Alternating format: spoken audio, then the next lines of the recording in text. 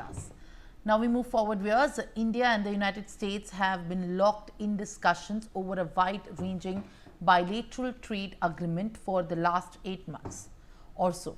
The latest on that front is that the talks have reached a final turn and a deal is extremely close.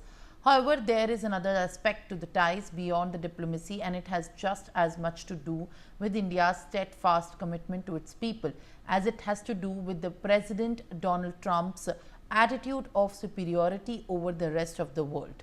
This is Senator Lindsey Graham. He is a Republican senator from South Carolina, and he has effectively been on the Capitol Hill for over 40 years. Starting out in the year 1993 and in the House of Representatives, Senator Graham recently spoke about the President Donald Trump's threat of levying exorbitant tariffs on countries buying Russian oil. Here's what he had to say to Fox News, and I quote, "I would tell China, India, Brazil, if you keep buying cheap Russian oil to allow this war to continue, we are going to tariff the hell out of you and we are going to crush your economy, because what you are doing is blood money. You are buying cheap Russian oil at the expense of the world, and President Donald Trump is tired of this game," unquote. He then goes on to add that China, India and Brazil buy 80% of the cheap Russian oil. That is what keeps Putin's war machine going. So President Donald Trump is going to put a 100% tariff on all these countries, punishing them for helping Putin. He also further then stated that China, India and Brazil are going to face a choice between the American economy and helping Putin. While it's true that India's imports of Russian oil have increased heavily over the last year, India has always maintained that it trades in its own interest and does not rely on any country. But here's a little perspective for who is actually driving the war in Ukraine. India has traditionally imported most of its oil from the OPEC countries, but since the war began, Indian refineries have taken big advantage of the drop in Russian oil prices.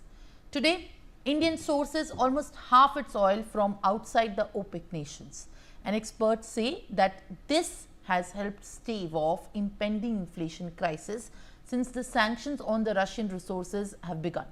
According to the reports, India has imported nearly 121 billion US dollars worth of the Russian oil since February 2022. But on the flip side, America has provided Ukraine with weaponry aid worth about the same amount, just over 120 billion dollars US dollars, and according to the reports, to the Ukraine since February 22nd. It really does take two hands to clap. That is what is a message for Mr. Graham. For America, the solution has always been simple. We dictate and the world follows. They forget that they are not dealing with the same world as that was at the time of 1991.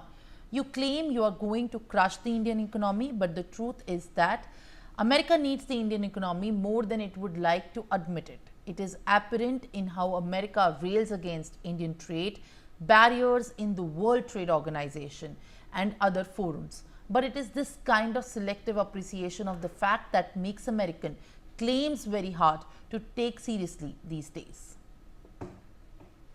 My colleague Aditya Vadavan joins me with the latest updates. Aditya, we are in fact decoding with the complete focus on this very subject of the tariffs that America has threatened India and Brazil as well, and other nations too, for buying Russian oil. What more are you picking up as these threats surface? How exactly are you monitoring the response from the External Affairs Ministry in India?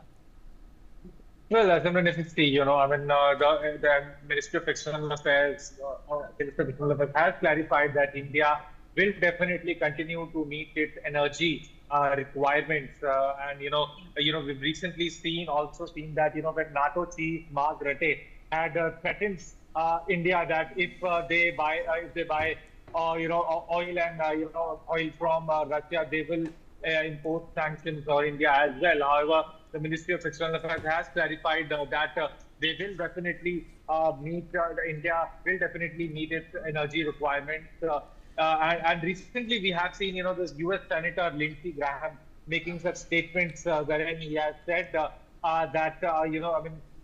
if India, China, and Brazil continue to buy oil from Russia, there would be a huge tariffs on 100% tariffs on India. So, at this juncture, it is essential, to diversify, the oil and gas needs and energy needs, because, in these for times of geopolitical tensions, it is having some adverse effects on the global trade. Recently, India, about 40% of energy, its oil needs are, met by Russia.